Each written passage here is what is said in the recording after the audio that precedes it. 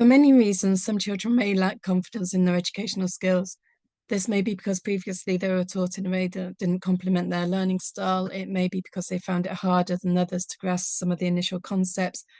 It may be for no other reason than their own self-belief. They may just feel that everyone around them gets it and that they didn't, which in turn slowly knocks away at their self-confidence. So, how can we help them to rebuild their confidence in themselves? Well, start with their strengths. Very often, when a parent gets in touch with us, I will suggest that we start with something just below their comfort zone. This way, we can give them the confidence to believe that they can actually do it and making them more certain that they will be able to do the next thing as well. Whereas if we start them off with a challenge in the hope that they can do it and they achieve it and they prove to themselves how capable they are, we are potentially setting them up for a fall. So start in their comfort zone or just below their level of ability. Give them any support that they need, and you'll hopefully see that their confidence slowly awakens.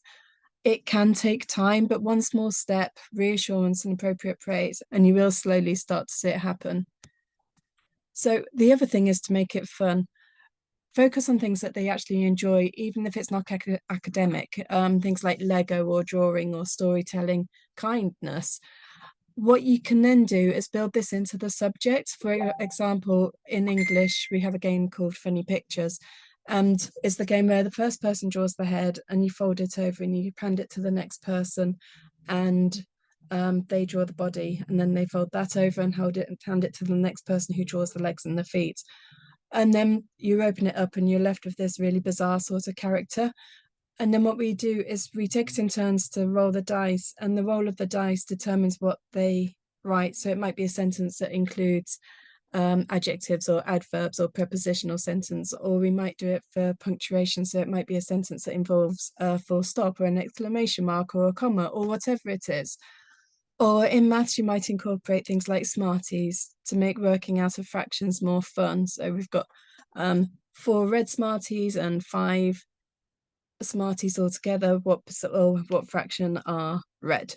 Whatever it is. And sometimes let them be the teacher, let them teach you something, because this flips the power dynamic and it reminds them that they can succeed. It gives them that extra bit of confidence. But you can also do it so that if you've been teaching them something and now can I say, look, no pressure, try and explain it to me as if I'm a complete fool that has no understanding. So I need you to break it down into tiny bits and explain it back to me. And that serves two purposes. Firstly, when they can do it, huge congratulations, you've got it, well done. But if they can't do it, it also shows you the areas where you haven't explained it so that you need to go back and perhaps look at it from a different angle so that you can make it clearer for them. And as educators in whatever guise, whether we're tutors or whether we're parents or teachers or whatever we are, I think it's always paramount to remember that it's not normally the child who's incapable of understanding. We have to look at our ability to explain things in a way that actually makes sense to them, because they can only ever be as wise as our ability to explain it. Another thing to do is to use language that encourages effort and not just the outcome. So, for example, the language that we use is crucial. It can completely destroy a child's confidence, even just an offhand comment. I can give you so many examples from my own experience and that of the kids that I've worked with of how a teacher or an educator has just made some offhand comment, a roll of the eyes or whatever, and it's just completely shattered the child's self-belief. I can remember sitting as a child in a GCSE class and the teacher, and you can like, if it says add, you subtract. If it says multiply, you divide. If it says square, you square root it and do this and do that. And she looked at me and went, Dawn, and what's the answer to this one? Or how would you solve this one? And I had no idea what she was on about. And with only the slightest glimmer of hope, I kind of like gave her an answer and I was wrong. And so she explained it again using exactly the same words. If it says add, you subtract. If it says multiply, you divide. If it says times, you divide. I still had no idea what she was on about because although she'd repeated herself, she hadn't actually explained it any differently. So I still had no clue. She might as well have been speaking a foreign language. And so she comes back to me and says, Dawn, so how do you work it out? And I was none the wiser, like I say. So with a roll of her eyes, she explained it for a third time in exactly the same way. And I was still clueless. And now you can like aware of the fact that your cheeks are burning and there is a very high probability you're going to burst into tears in front of your entire class because of the humiliation. At that point, she just gave up, and I felt like such a fool. And she'd probably forgotten about this whole scenario after 2 seconds. But for me, kind of like over 30 years later, I think about it and I still want the ground to swallow me up. And I know this article is not about how we explain things, but we cannot expect our children to grow in confidence if we don't use words or explanations that they will actually understand. So we sometimes need to look back at ourselves and look at our own teaching style.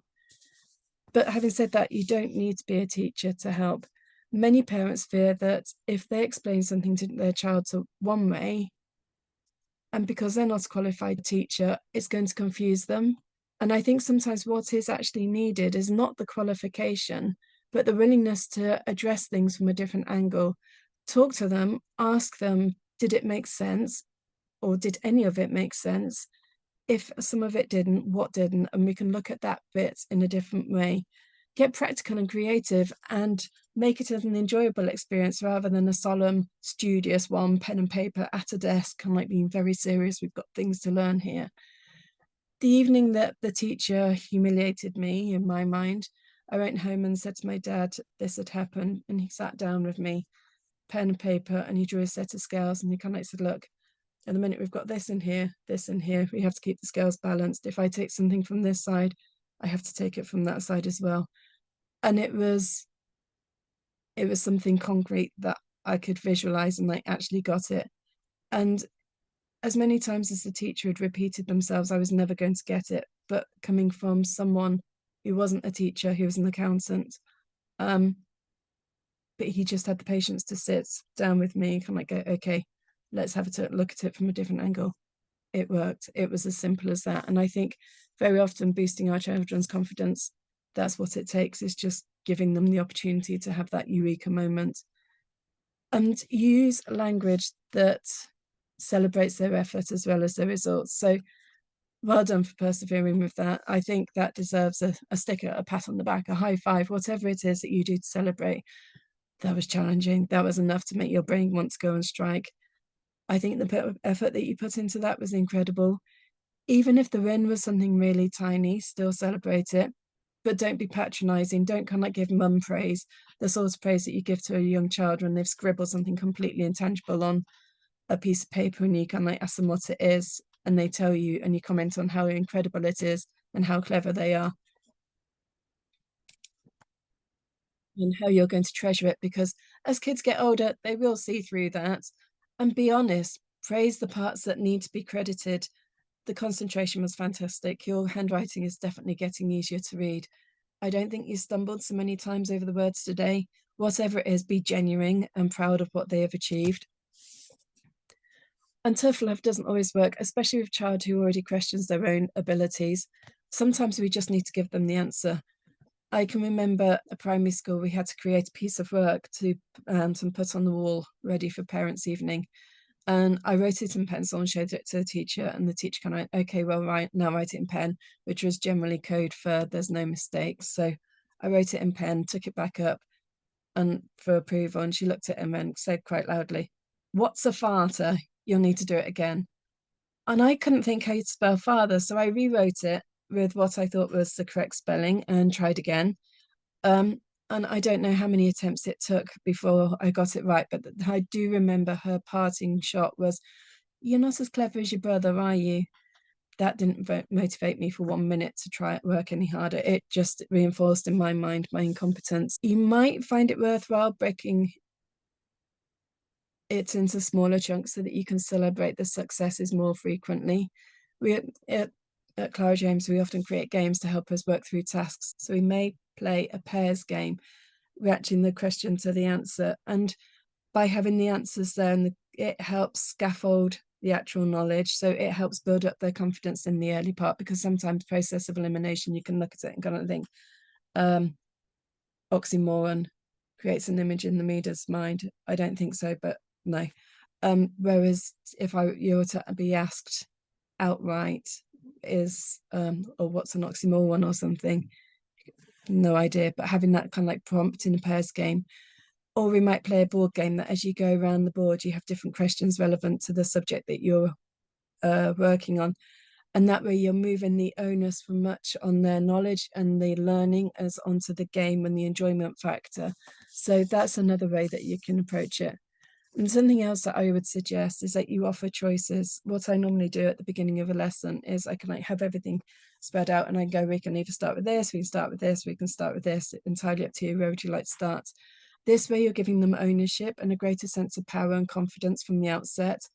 Then once you've chosen, it may then be possible to break it down in or attempt it in multiple different ways. So for example, you might listen to them read, you might read it together, they might listen to you read. They may read along as you listen to it from an audiobook. Or my favorite game is the dotted board game. And this is something that we've been playing for years at Clara James.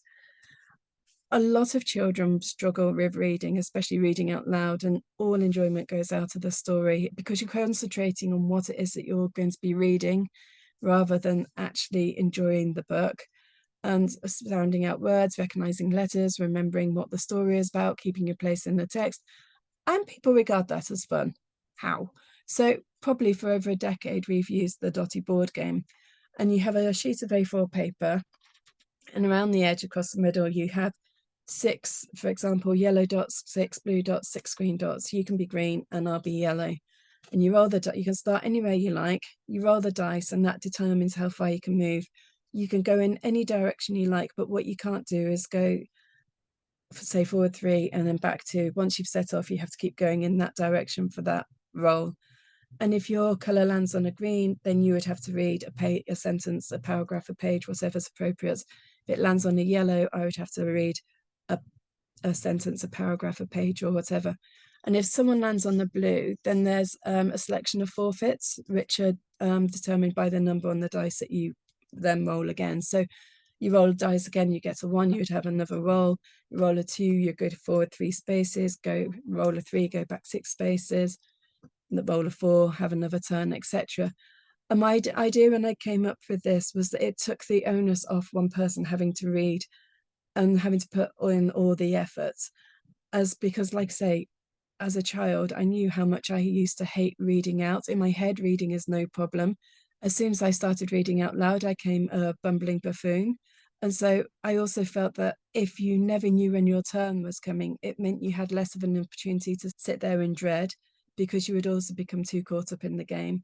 And as a side note, just because it's a game you enjoy or it's something you enjoy, it doesn't necessarily mean it's going to be something that they enjoy. Another thing is to create safe learning spaces. So let them know it's okay to make mistakes. That's how we learn. In fact, in some cultures, making a mistake is celebrated because by making mistakes, we learn what doesn't work. Whereas if we just have a pot at the answer and end up lucky, we haven't actually learned anything. And talk to them, work as a team, let them know that nobody knows everything. Investigate things together, find new methods of explaining things. And the more you work together, the more you'll be able to boost their confidence, and you'll create an environment where it's okay to ask questions, okay not to understand, because you're in this together, not as someone who will judge or react to them. And often, and I've said this before, an offhand comment, often said in jest, can be dismissed by the person who said it. But to the person who it's aimed at, that moment can last forever. And be careful, because the words you use, they can be powerful for both love and war. And avoid comparing them to others, especially their siblings. I was often compared to my brother when we were young. Sometimes I'm sure those phrases like, he might be good at insert almost anything, but you make a lovely mother playing with your dolls, were meant as compliments. But even at a young age, you're aware of that they're almost grasping at straws to come up with something. We are all unique. Jace, my brother, and I are completely different individuals. I have 3 children, all adults now, but again, they are all completely different. So I am quite opinionated that if 5 of us can be so different, how can you expect every child or every person will understand things in exactly the same way, especially if they're predominantly working a class of 30 plus? We can't compare our children, good or bad. They are completely unique individuals. And by making that comparison, you're instantly creating a goal for one or other of them to compete with, maybe both of them to compete with. And we will not all excel at exactly the same ways, but knowing that that goal was put up by someone in some area still makes us feel like a failure, knocking our confidence when one of the siblings doesn't live up to expectations. And always bear in mind that confidence takes time. As mentioned previously, a simple word can cut deep, and it may take years for a child to regain that confidence. Reprimanding them for their inabilities, for not getting it, for a silly mistake, for taking too long can also be damaging. As educators, we need to learn patience. We need to let them know that whatever happens, we are there for them. We will catch them when we fall. I often use the analogy of when a baby first starts to walk, we're there holding both their hands, and we are there with them every single step of the way. And we praise every step and celebrate it out loud with pure and genuine pride. And then slowly they start to gain confidence, and then we let go of just one of their hands, and we are in awe of what they're doing, but we remain closely by their side just in case they need us. And then one day they let go of both our hands and we're no longer needed. They have the confidence and the ability to walk, to run without us. And from that moment, they never look back. And academic learning is no different. We need to provide that safety net whilst it is needed, because remember that everyone learns differently. We are all unique, and that's okay. In fact, that is more than okay. Bring in supportive tools or people when needed. If there are things that you can provide, that metaphorical hand when they start to toddle by themselves, provide it, try to provide it, because they won't always need it. It might be that another approach to looking at the question, a hint at the answer, how to pronounce the word, the times tables written out on the cheat sheet for them to refer to, that gives them the scaffolding that they need to be able to take those small and achievable steps and help their confidence grow. And from that, they will learn self-belief. Remember, support is a strength, not a failure. And if this article has given you some ideas or hope, hold on to that. Confidence doesn't grow overnight, but it can grow with your support, patience, and a little creativity. If you want some more strategies like these, you might want to check out the Clara James approach, where we have a range of resources and games to support children's learning. We also have a monthly Zoom call where you can ask questions and we will give you the guidance on how to support your child. They're aimed at children working at primary school level, so children roughly up to the age of 11. And there's also a Facebook group where you can celebrate your wins and successes. If you would like to learn more, I'll put the link below.